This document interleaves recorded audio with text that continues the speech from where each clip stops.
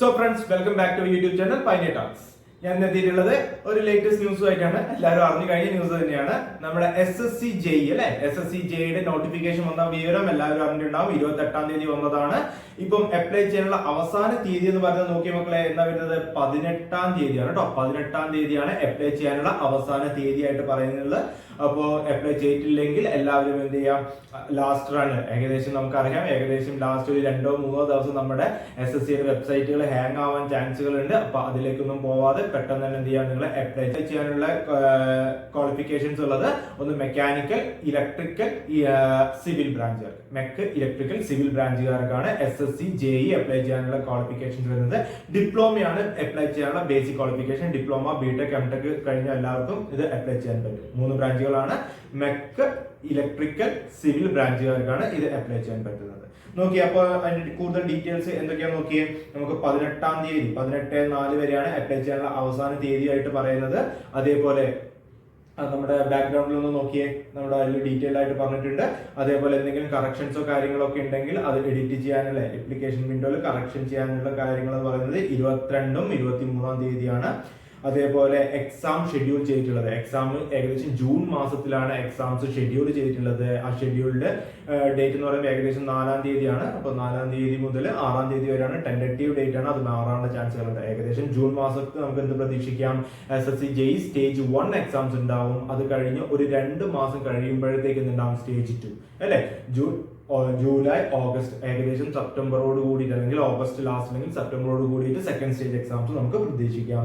അത് notify date എന്ന് പറയുന്നത് ഏകദേശം സാധാരണ SSCയുടെ പാറ്റേൺ അപേക്ഷിച്ചിട്ട് ആ ഒരു ഡേറ്റിലായിരിക്കും നമുക്ക് എന്ത് വരുന്നത്, എക്സാംസ് വരുന്നത്. അപ്പം എല്ലാവരും ശ്രദ്ധിക്കണം. എല്ലാവർക്കും പ്രീവിയസ് ഇയർ കട്ട് ഓഫ് മാർക്കും കാര്യങ്ങളൊന്നും നമുക്കൊന്ന് ജസ്റ്റ് ഒന്ന് നോക്കിയേ. Previous year cut off mark നോക്കിയേ. അതിന് മുമ്പ് നമുക്ക് ആ ക്വാളിഫിക്കേഷൻ അല്ലെങ്കിൽ ടോട്ടൽ വേക്കൻസി എത്രയാണെന്ന് നോക്കാം. 2018 ഉണ്ടായിരുന്ന വേക്കൻസി എന്ന് പറയുന്നത് 1800+ വേക്കൻസീസ് ആയിരുന്നു ഉണ്ടായിരുന്നത്. 2019 അത് 1152 വേക്കൻസിയായി. 2020 അത് 800 വേക്കൻസിന്റെ അടുത്തായി. 2022 2959 വേക്കൻസി ആയിരുന്നു. 2023 അത് 1324 വേക്കൻസിയാണ്. ഇപ്പോൾ റിപ്പോർട്ട് ചെയ്തിട്ടുള്ള വേക്കൻസി എന്ന് പറയുന്നത് 968 വേക്കൻസിയാണ് ഇപ്പോൾ റിപ്പോർട്ട് ചെയ്തിട്ടുള്ളത്. അത് എല്ലാ വർഷവും വിളിക്കുന്ന എക്സാമുകളാണ്. എല്ലാ വർഷവും എക്സാംസ് എവിടേക്കാണ് വേക്കൻസി ഡീറ്റെയിൽഡ് ആയിട്ടുള്ള സാധനങ്ങൾ നോട്ടിഫിക്കേഷൻസിലുണ്ട്. നമ്മുടെ ഡിസ്ക്രിപ്ഷന്റെ താഴെ നോട്ടിഫിക്കേഷന്റെ, അതായത് നമ്മുടെ ഡൗൺലോഡ് ചെയ്യാൻ, നോട്ടിഫിക്കേഷൻ ഡൗൺലോഡ് ചെയ്യാൻ ലിങ്കുകൾ നമ്മൾ പ്രൊവൈഡ് ചെയ്തിട്ടുണ്ട്. അത് എന്ത് ചെയ്യാം, നിങ്ങളൊന്ന് ഡൗൺലോഡ് ചെയ്യാം. ഓക്കെ, അതിൽ വന്നിട്ടുള്ള നമ്മുടെ കട്ട് ഓഫ് മാർക്കുകൾ എത്രയാണെന്ന് നോക്കിയാൽ, കട്ട് ഓഫ് മാർക്ക് നമ്മൾ 2023 സിവിൽ എഞ്ചിനീയർ, ഓരോ ബ്രാഞ്ച് വൈസ് നമുക്ക് നോക്കാം. സിവിൽ എഞ്ചിനീയേഴ്സിന് വന്നിട്ടുള്ള കട്ട് ഓഫ് മാർക്ക് നോക്കിയാൽ അൺറിസർവ്ഡ് കാറ്റഗറി 2 സ്റ്റേജ് എക്സാംസ് ആയിട്ടാണ് നമ്മൾ പറയാറ്. ഫസ്റ്റ് സ്റ്റേജും ഉണ്ട്, സെക്കൻഡ് സ്റ്റേജും ഉണ്ട്. ഫസ്റ്റ് സ്റ്റേജ് എന്ന് പറയുന്നത് ഫസ്റ്റ് സ്റ്റേജ് എന്ന് പറയുന്നത് നമുക്ക് 200 മാർക്സിലായിരിക്കും എക്സാംസ് വരുന്നത്. അതിൽ 100 മാർക്ക് ടെക്നിക്കലും 100 മാർക്ക് നോൺ ടെക്നിക്കലും ആണ്. ടെക്നിക്കൽ നമുക്ക് സിവിൽ മാത്രമായിരിക്കും വരുന്നത്, അല്ലെങ്കിൽ മെക്കാനിക്കലോ ഇലക്ട്രിക്കലോ ആണെങ്കിൽ അതത് ബ്രാഞ്ച്, ഏത് ബ്രാഞ്ചാണോ അത് വരുന്നുണ്ട്.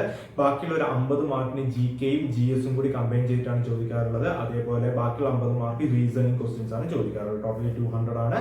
അതേപോലെ സെക്കൻഡ് സ്റ്റേജ് എന്ന് പറയുന്നത് 300 മാർക്കിനാണ് വരുന്നത്. 300 മാർക്കിൽ നിങ്ങൾ പ്യുവർലി നിങ്ങളുടെ ബ്രാഞ്ച് ഏതാണോ, സിവിൽ ആണെങ്കിൽ സിവിൽ മാത്രം, ഇലക്ട്രിക്കൽ ആണെങ്കിൽ ഇലക്ട്രിക്കൽ മാത്രം, മെക്കാനിക്കൽ ആണെങ്കിൽ മെക്കാനിക്കൽ മാത്രം ഉള്ള ക്വസ്റ്റ്യൻസ് ആയിരിക്കും നിങ്ങൾക്ക് ചോദിക്കാറുള്ളത്. അതിൽ നോക്കിയ സിവിൽ ബ്രാഞ്ചുകാർക്ക് കുറെ കാറ്റഗറി വരുന്നുണ്ടോ. CPW സെൻട്രൽ PWD ബോർഡാണ്. മിലിറ്ററി എഞ്ചിനീയറിംഗ് സർവീസ് ഉണ്ട്, സെൻട്രൽ വാട്ടർ അതോറിറ്റി കമ്മീഷൻസ് ഉണ്ട്, ബോർഡ് ആൻഡ് സെക്യൂരിറ്റി ഉണ്ട്. അതേപോലെ എന്താണ് മിലിറ്ററി എഞ്ചിനീയറിംഗ് സർവീസസ് ഉണ്ട്, ആയിട്ട് നമുക്ക് സിവിൽ എഞ്ചിനീയേഴ്സ്. ഓരോന്നിലും കട്ട് ഓഫ് മാർക്ക് വ്യത്യാസങ്ങൾ വരുന്നുണ്ട് അല്ലെ. അൺറിസർവ്ഡിന്റെ മാർക്ക് കട്ട് ഓഫ് മാർക്ക് നോക്കി ടോട്ടൽ 500 വരുന്നത്. അതിൽ വന്നിട്ടുള്ള അൺറിസർവ്ഡ് കാറ്റഗറിയിൽ PWD ആണെങ്കിൽ 346 വന്നിട്ടുള്ളത്. അതേപോലെ മിലിറ്ററി എഞ്ചിനീയറിംഗ് സർവീസിൽ 342, CWCയിൽ 335.5, BROയില് നമുക്ക് 325, board and security border road organisation ആണ് 325.96, പരാക്കിൽ 333.87, MOPയിൽ നമുക്ക് 332.17 വരുന്നത്. അത് കറസ്പോണ്ടിംഗ്ലി EWSും OBC നമുക്ക് അവിടെ തന്നെ കൊടുത്തിട്ടുണ്ട്. കട്ട് ഓഫ് മാർക്കും കാര്യങ്ങളൊക്കെ വന്നിട്ടുണ്ട്. അപ്പൊ അതിലുള്ള കട്ട് ഓഫ് മാർക്ക് നോക്കാം.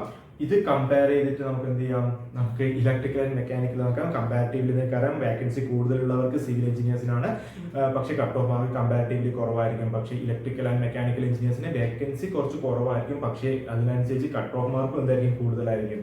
അത് പണ്ട് കാലം മുതലേ നമ്മുടെ SSCയുടെ ഒരു പാറ്റേൺ അങ്ങനെ തന്നെയാണ് വരുന്നത്. അപ്പോൾ അതിൽ നോക്കിയാൽ നമ്മുടെ CPWയുടെ മെക്കാനിക്കൽ ആൻഡ് ഇലക്ട്രിക്കൽ കമ്പൈൻഡ് ആയിട്ടാണ് റാങ്ക് ലിസ്റ്റ് വരാറ്. അപ്പോൾ അതിലുള്ള മാർക്കിൽ നിന്ന് 416ആണ്. അതേ സമയത്ത് സിവിൽ ആണെങ്കിൽ 346 ഉള്ളൂ. ഇവിടെ ആണെങ്കിൽ 416 വന്നിട്ടുണ്ട്. അതേപോലെ MESലാണെങ്കിൽ 414. അൺറിസർവ്ഡ് മാത്രമേ ഞാൻ വായിക്കുന്നുള്ളൂ, ബാക്കി നിങ്ങൾക്ക് കമ്പയർ ചെയ്യാവുന്നതാണ്.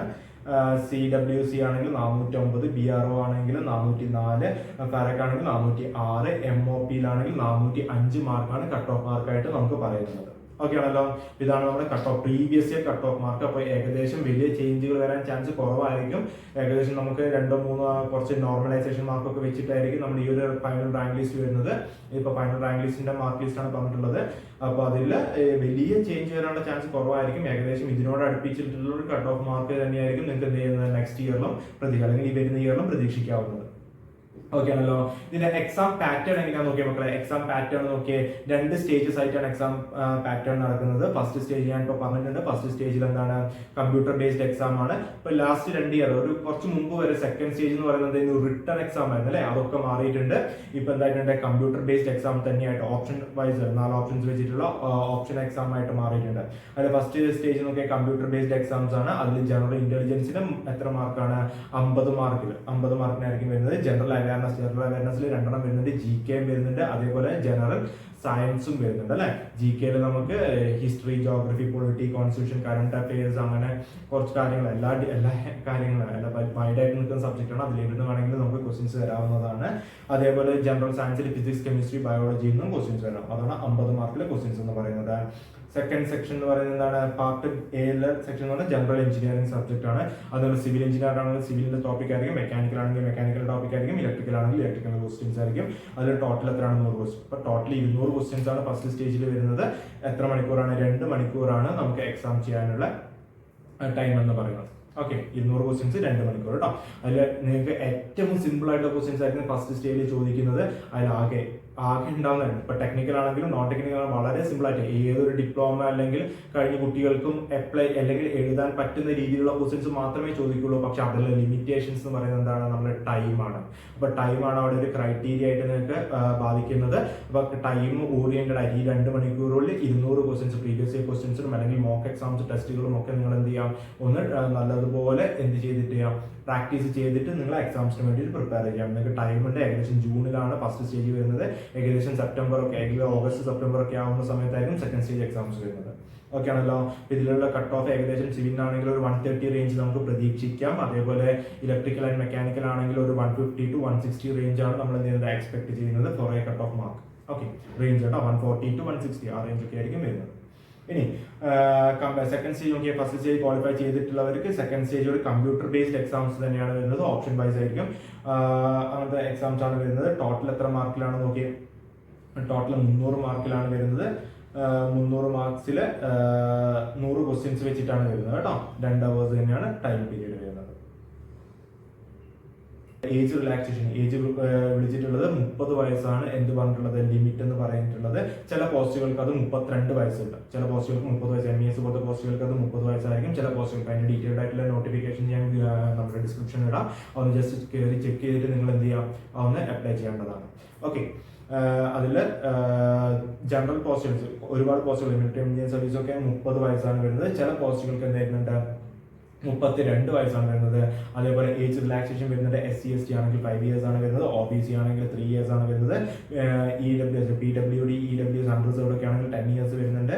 അതിൽ PWD, OBC ആണെങ്കിൽ 13 വർഷം വരുന്നുണ്ട്. PWD, SC/ST ആണെങ്കിൽ 15 വർഷം വരുന്നുണ്ട്. എക്സ് സർവീസ് മാൻ ആണെങ്കിൽ +3 years after the military Indian service. അതിന്റെ ഡീറ്റെയിൽഡ് ആയിട്ടുള്ള സെക്ഷൻസ് ഒന്ന് നോക്കിയാൽ മതി. അതിന്റെ ഡീറ്റെയിൽസ് ഒന്ന് നോക്കാം. അപ്പോൾ നിങ്ങൾക്ക് ഏതാണ് ആപ്ലിക്കബിൾ ആയിട്ടുള്ളത് അത് നോക്കാം. പിന്നെ അപ്ലൈ ചെയ്യുന്ന സമയത്ത് നിങ്ങൾക്ക് എന്ത് വേണം, OBC ആണെങ്കിൽ OBC non creamy layer certificate നിങ്ങളുടെ കയ്യിൽ ഉണ്ടായിരിക്കണം. ഇല്ലെങ്കിൽ വെരിഫിക്കേഷൻ സമയത്ത് അത് പ്രശ്നമായിട്ട് മാറാൻ ചാൻസുകളുണ്ട്. അപ്പോൾ അപ്ലൈ ചെയ്യുന്നതിന് മുമ്പ് തന്നെ നമുക്ക് എന്ത് ചെയ്യാം, ആ ഒരു സർട്ടിഫിക്കറ്റും കാര്യങ്ങളൊക്കെ ഒന്ന് എടുത്തു വെക്കാം. ഇപ്പോൾ ഓൾറെഡി എല്ലാവരും എടുത്തിട്ടുണ്ടാകും. കാരണം എല്ലാവരും റെയിൽവേ അപ്ലൈ ചെയ്യാൻ അല്ലെ ALP ഒക്കെ അപ്ലൈ ചെയ്യാൻ വേണ്ടിയിട്ട് ഈ സാധനങ്ങളൊക്കെ എടുത്തു വെച്ചിട്ടുണ്ടാകും. അതേ സെയിം സംഭവം തന്നെ നമുക്ക് ഇതിൽ യൂസ് ചെയ്യാവുന്നതാണ്.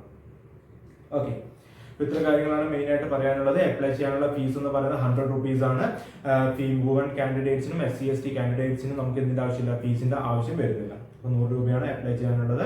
അതേപോലെ അതിന്റെ ഫോട്ടോ സൈസ് കാര്യങ്ങളൊക്കെ നിങ്ങൾക്ക് അപ്ലൈ ചെയ്യുന്ന സമയത്ത് നമുക്ക് ഡീറ്റെയിൽഡ് ആയിട്ട് കൊടുത്തിട്ടുണ്ട്. അതൊക്കെ നോക്കിയിട്ട് കറക്റ്റ് ആയിട്ട് അപ്ലോഡ് ചെയ്യാം. ഫോട്ടോസും സിഗ്നേച്ചറും ഒക്കെ ഒന്ന് അപ്ലോഡ് ചെയ്യാം.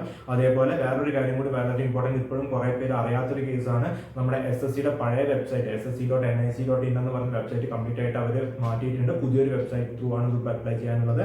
ssc.gov.in ആണ് നമ്മുടെ പുതിയ വെബ്സൈറ്റ് എന്ന് പറയുന്നത്. അതിൽ ഇതുവരെ രജിസ്ട്രേഷൻ കംപ്ലീറ്റ് ചെയ്യാത്തവർ, പുതുതായിട്ട് നമ്മുടെ പണ്ടത്തെ രജിസ്ട്രേഷൻ പോരാ, പുതുതായിട്ട് വെബ്സൈറ്റിൽ രണ്ടാമത് എന്ത് ചെയ്യണം, ഒന്ന് രജിസ്റ്റർ ചെയ്തിട്ട് രണ്ടാമത് അപ്ലൈ ചെയ്യാൻ നോക്കാം. ഓക്കെ, പുതുതായിട്ട് രജിസ്റ്റർ ചെയ്യണം. അത് ഓൾറെഡി ചെയ്തിട്ടുണ്ടാവും, കുറെ എക്സാംസ് ഒക്കെ മുമ്പ് വന്നിട്ടുണ്ട്.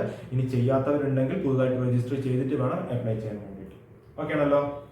അപ്പോൾ ഇത്ര കാര്യങ്ങളാണ് മെയിൻ ആയിട്ട് പറയാനുള്ളത്. SSC നോട്ടിഫിക്കേഷൻസ് ഇനി അധികം ഡിലേ ചെയ്യാതെ ഇനി എന്ത് ചെയ്യാം, ലാസ്റ്റ് ഡേറ്റിലേക്ക് ആരും മാറ്റി വെക്കേണ്ട ആവശ്യമില്ല. 18ആണ് ലാസ്റ്റ് ഡേറ്റ്. അപ്പോൾ ആ ഒരു ഡേറ്റിലേക്ക് മാറ്റി വെക്കേണ്ട ആവശ്യമില്ല. അതിന് മുമ്പ് തന്നെ നിങ്ങൾ എന്ത് ചെയ്യാം, പെട്ടെന്ന് തന്നെ അപ്ലൈ ചെയ്ത് തുടങ്ങുക കേട്ടോ. അപ്പോൾ അതിന് മുമ്പ് തന്നെ അപ്ലൈ ചെയ്യാൻ. അവസാന ഡേറ്റ് എന്ന് പറയുന്നത് 18-ാം തീയതിയാണ്. മാക്സിമം പെട്ടെന്ന് നേരത്തെ തന്നെ നിങ്ങൾ എന്ത് ചെയ്യാം, അപ്ലൈ ചെയ്യാം. ഓക്കെ, ഇതിൻ്റെയൊക്കെ നമുക്ക് എന്ത് ക്ലാസ്സുകൾ, റെക്കോർഡഡ് ക്ലാസ്സുകളും അതേപോലെ ഇതിനൊക്കെ ലൈവ് ക്ലാസ്സുകളും അതേപോലെ ക്ലാസ് റൂം കോച്ചിങ്സും നമ്മൾ എന്ത് ചെയ്യുന്നുണ്ട്, നമുക്ക് പ്രൊവൈഡ് ചെയ്യുന്നുണ്ട്. അപ്പോൾ ഇതിന്റെ ലൈവ് ക്ലാസ്സുകൾ നമുക്ക് വിഷു കഴിഞ്ഞ ഉടനെ തന്നെ നമ്മൾ സ്റ്റാർട്ട് ചെയ്യുന്നുണ്ട്. നമുക്ക് ഈവനിങ് സെക്ഷൻസിലായിരിക്കും അതിന്റെ ലൈവ് ക്ലാസ്സുകൾ വരുന്നത്. അതേപോലെ ഓഫീസ് ക്ലാസ് റൂം കോച്ചിങ്സ് നമുക്ക് വിഷു കഴിഞ്ഞ ഉടനെ തന്നെ നമുക്ക് 3 ബ്രാഞ്ചുകൾ, കണ്ണൂർ, തൃശ്ശൂർ, പാലക്കാട് റീജിയനുകളിൽ ഇതിന്റെ ഓഫ്ലൈൻ ബാച്ചുകൾ, സിവിൽ, മെക്കാനിക്കൽ, ഇലക്ട്രിക്കൽ ബ്രാഞ്ചുകൾക്ക് നമുക്ക് സ്റ്റാർട്ട് ചെയ്യുന്നുണ്ട്. നമുക്ക് വീക്ക്ലി റെഗുലർ ബാച്ചുകളും ഉണ്ടാവും. അതേപോലെ എന്താണ് വീക്കെൻഡ് ബാച്ചുകളായിരിക്കും വരുന്നത്. റെഗുലർ ബാച്ചുകളാണെങ്കിൽ വീക്ക്ലി 3 days ആയിരിക്കും ക്ലാസ് വരുന്നത്. വീക്കെൻഡ് ബാച്ചുകളാണെങ്കിൽ സൺഡേസിലായിരിക്കും മോർണിംഗ് ടു ഈവനിങ് വരെ ആയിരിക്കും സെക്ഷൻസ് വരുന്നത്. കൂടുതൽ ഡീറ്റെയിൽസിന് വേണ്ടിയിട്ട് നിങ്ങൾക്ക് താഴെ കാണുന്ന നമ്പേഴ്സിൽ നിങ്ങൾക്ക് കോൺടാക്ട് ചെയ്യാവുന്നതാണ്. അപ്പോൾ അധികം ആരും ഡിലേ ചെയ്ത് നിങ്ങൾക്ക് നല്ലൊരു വേക്കൻസിയാണ്, പ്രത്യേകിച്ച് സിവിൽ, മെക്കാനിക്കൽ, ഇലക്ട്രിക്കൽ ബ്രാഞ്ചുകാർക്ക്. അപ്പോൾ പെട്ടെന്ന് തന്നെ നിങ്ങൾ എന്തെങ്കിലും പോയിട്ട് അപ്ലൈ ചെയ്യാം. 100 രൂപയുള്ളൂ. അതേപോലെ വുമൺ കാൻഡിഡേറ്റ്സിനാണെങ്കിൽ ഫീസും ഇല്ല. അപ്പം നിർബന്ധമായിട്ട് നിങ്ങൾ എന്ത് ചെയ്യാം, എക്സാംസ് ഒന്ന് അപ്ലൈ ചെയ്യാം, എക്സാംസ് ഒന്ന് അറ്റൻഡ് ചെയ്ത് നോക്കാം. ഇതേ പാറ്റേൺ തന്നെയായിരിക്കും, അല്ലെങ്കിൽ എക്സാംസ് പാറ്റേൺ തന്നെയായിരിക്കും നിങ്ങൾക്ക് റെയിൽവേ ജൂനിയർ എഞ്ചിനീയേഴ്സിന് വേണ്ടത്. ഫസ്റ്റ് സെക്കൻഡ് സ്റ്റേജ് കേട്ടോ, റെയിൽവേ ജൂനിയറിന്റെ സെക്കൻഡ് സ്റ്റേജിൽ നിങ്ങൾക്ക് പഠിക്കേണ്ടത് സെയിം സിലബസ് തന്നെയാണ്. അപ്പോൾ നിങ്ങൾ അധികം നേരത്തെ പഠിച്ചു വെച്ചിട്ട് നിങ്ങൾക്ക് അതിനെന്തെങ്കിലും ഒരു മുൻഗണന ലഭിക്കുകയും ചെയ്യും. Okay, at the same time നിങ്ങൾക്ക് ബിടെക് ആണ് ക്വാളിഫിക്കേഷൻ എങ്കിൽ നിങ്ങൾക്ക് ഒരു നോട്ടിഫിക്കേഷൻ കൂടി വന്നിട്ടുണ്ട്, IEO എക്സാംസിന്റെ അല്ലെ. IEO എക്സാംസിന്റെ മുമ്പ് ഞാനൊരു വീഡിയോ ചെയ്തിട്ടുണ്ട്. അത് കണ്ടിട്ടില്ലെങ്കിൽ മുമ്പ് അതിന്റെ പ്രീവിയസ് ഇയർ മാർക്സും കട്ട് ഓഫ് മാർക്കും ഒക്കെ വെച്ചിട്ട് ഒരു വീഡിയോ ചെയ്തിട്ടുണ്ട്. അതൊന്ന് നിങ്ങൾ ഐ ബട്ടണിൽ കയറിയിട്ടൊന്ന് കണ്ടു നോക്കാം. നിങ്ങൾക്ക് തൊട്ട് മുമ്പുള്ള വീഡിയോസിലൊന്ന് കണ്ടു നോക്കാം. ഒരു ബിടെക് കഴിഞ്ഞിട്ടുള്ള കുട്ടികൾക്കുള്ള ഏറ്റവും ഇമ്പോർട്ടന്റ് ആയിട്ടുള്ള എക്സാംസ് ആണ് IEO, ഇൻഡസ്ട്രിയൽ എക്സ്റ്റൻഷൻ ഓഫീസർ. അതിന്റെ ലൈവ് ക്ലാസ്സുകൾ നമ്മൾ എന്ത് ചെയ്തിട്ടുണ്ട്, നമുക്കിവിടെ നമ്മുടെ കോച്ചിങ് സെന്റേഴ്സുകൾ അവൈലബിൾ ആണ്. ലൈവ് ക്ലാസ്സുകളുണ്ട്, ക്ലാസ് റൂം കോച്ചിങ്ങുകളുണ്ട്. പിന്നെ പ്രത്യേകം എല്ലാവരും ശ്രദ്ധിക്കേണ്ട ഒരു കേസ്, കുറേ സംഭവങ്ങൾ, നിങ്ങൾ തന്നെ വീഡിയോസ്, റെക്കോർഡ് വീഡിയോസ് വാങ്ങിയിട്ട് വഞ്ചിതരാവാതിരിക്കുക.